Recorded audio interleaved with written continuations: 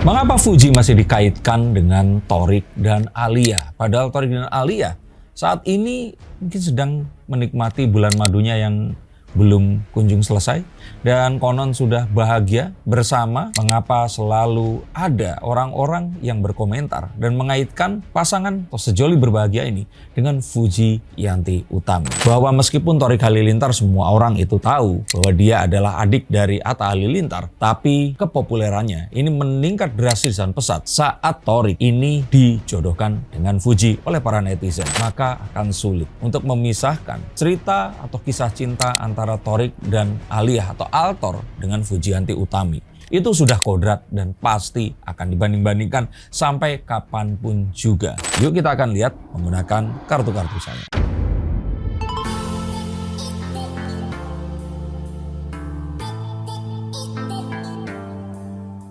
Halo Scienceseekers, kembali berjumpa bersama saya Denny Darko. Tidak ada yang namanya misteri, yang ada adalah tanda-tanda yang kita semua coba untuk mengerti. Mari kita lepaskan dulu dari kenyataan bahwa Thorik adalah mantan Fuji. Kalau itu semua seluruh dunia juga sudah tahu. Tapi mengapa di setiap postingan Thorik dan Alia selalu ada yang membandingkan? Begitu pula saat ada postingan Fuji di platform manapun.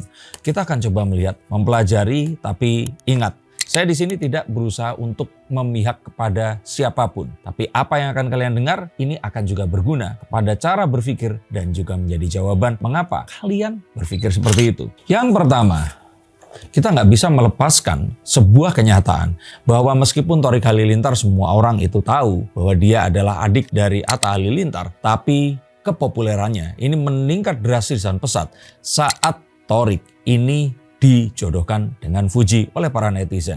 Diawali dengan konten makan besar bersama-sama yang terus kemudian dijodohkan atau di-shipping dan berakhir dengan pacaran sungguhan. Walaupun akhirnya pacaran ini kita tahu itu backstreet masuknya karena ya orang tuanya nggak pernah bertemu secara langsung dan menunjukkan restunya. Tapi kita tahu bahwa Thorik dan Fuji ini benar-benar berpacaran. Bahkan sempat juga membintangi beberapa produk yang berhubungan dengan hubungan mereka. Misalkan produk kopi dan produk-produk lainnya kemarin itu.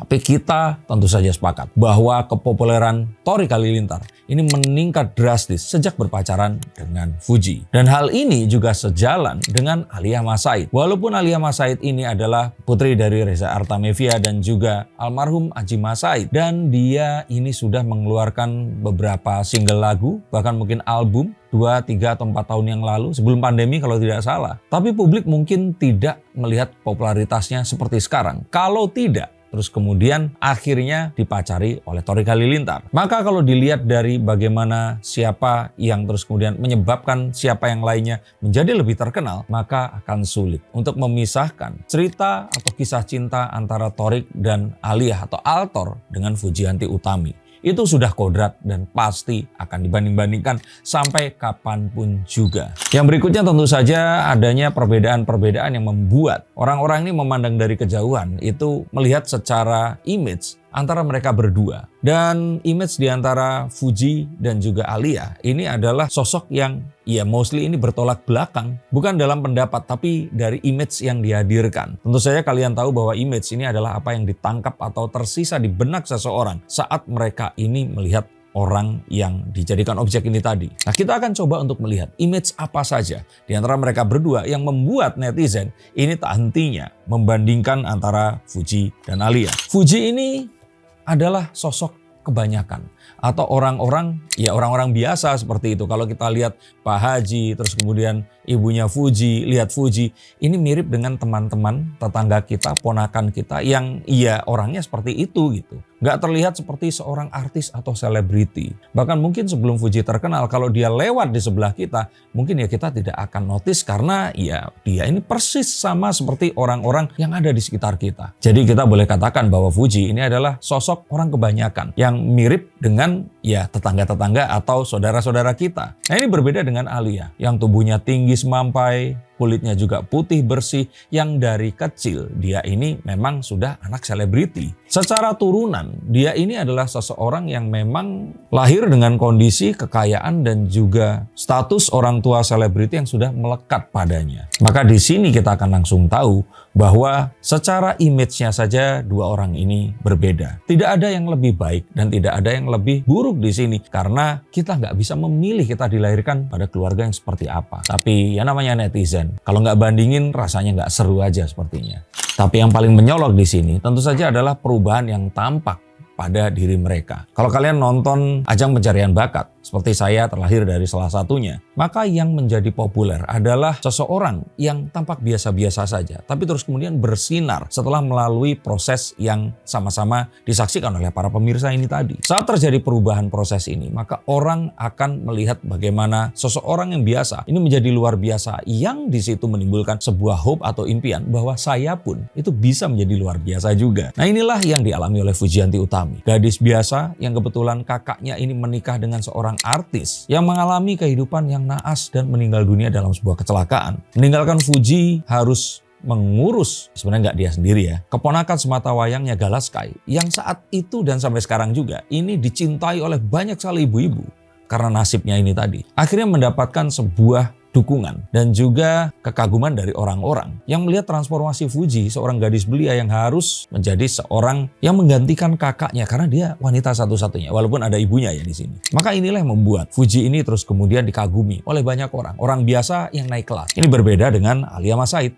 yang memang dia anak artis, penuh bakat karena kehidupannya memang menyenangkan, dukungan dari orang tua yang memang kebetulan juga ya sebenarnya orang tuanya pun ini ayahnya meninggal dunia dan ibunya pun ini di sini juga kehidupannya juga mungkin tidak selamanya menyenangkan, tapi lahir dalam lingkungan keartisan. Ini tentu saja menjadi sebuah perbedaan antara Alia dan Fujianti Utami. Tapi perubahan-perubahan yang dialami oleh juga Alia yang ditinggalkan orang tuanya dan juga ibunya yang membesarkan dia seorang diri sampai akhirnya berbahagia atau nampak bahagia seperti sekarang ini. Inilah yang membuat netizen menyukai mereka dan mereka berdua memiliki fans-fans mereka masing-masing. Tapi melihat kenyataan bahwa ada hubungan di antara mereka berdua, ini menjadi nilai lebih kepada netizen untuk membanding-bandingkannya. Juga adanya perbedaan image antara Fuji dan Alia, di mana kebiasaan mereka sehari-hari juga berbeda. Kalau Fuji ini ya mirip dengan anak kebanyakan yang mereka ini bermain, sempat kuliah tapi ternyata akhirnya disibukkan pekerjaan, bergaul dengan banyak orang. Nah tapi kalau Alia ini kan kehidupannya itu bak seorang sosialita atau nantinya kalau jadi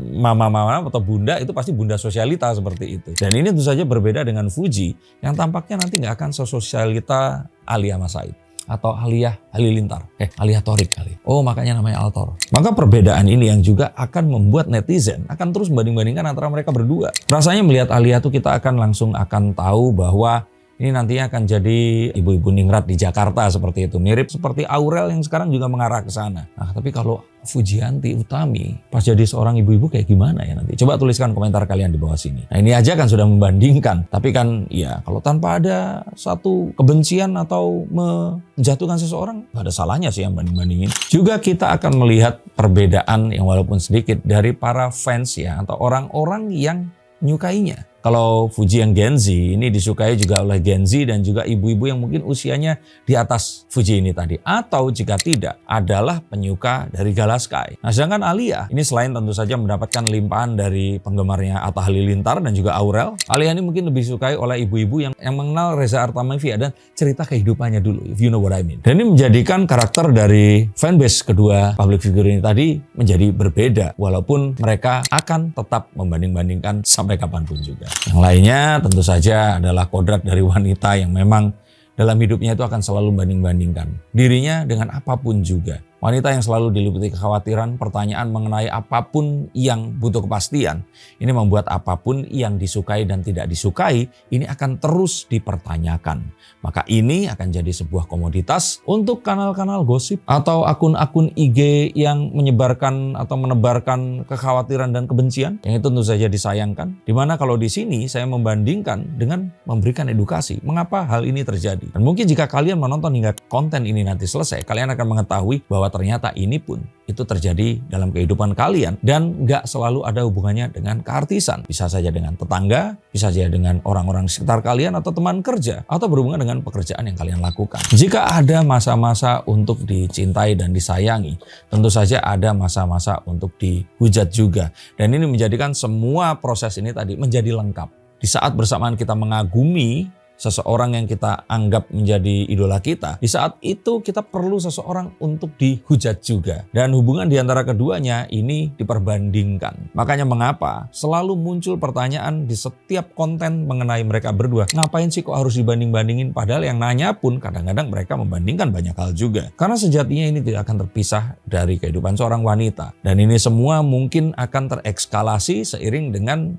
obrolan yang ada di sosial media itu tadi. Sadis sih ya, tapi ya mungkin inilah memang harus terjadi. Dan sampai kapan ini semua akan terjadi, saya pikir ya nggak akan pernah berhenti. Dan apapun yang harus diambil adalah momen-momen yang terjadi, yang kadang-kadang ini terjadi berbalikan dengan apa yang diharapkan. Contohnya saat Atta Halilintar kemarin membuat konten tentang jangan dek ya, pasti sudah tahu dong itu tentang apa. Yang terus kemudian disalahartikan, dan terus kemudian membuat Atta meminta maaf. Tapi nggak lama setelah itu, ada konten tentang Vanessa Angel dan Bibi Adriansyah yang Atta mengomentarinya dengan hal positif pun itu tetap disalahartikan.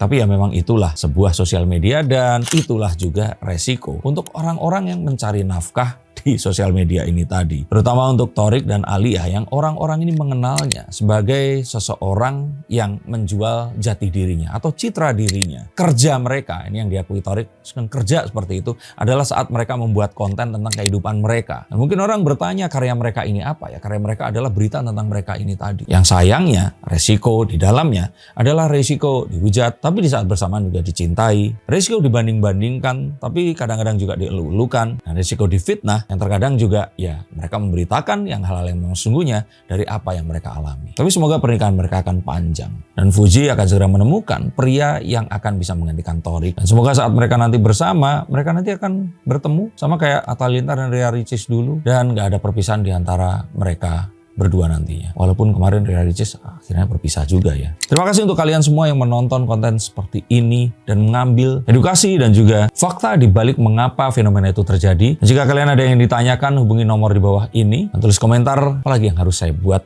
mengenai dua pasangan ini tadi. Dua pasang dan satu orang ya. Terima kasih, sampai jumpa dan salam.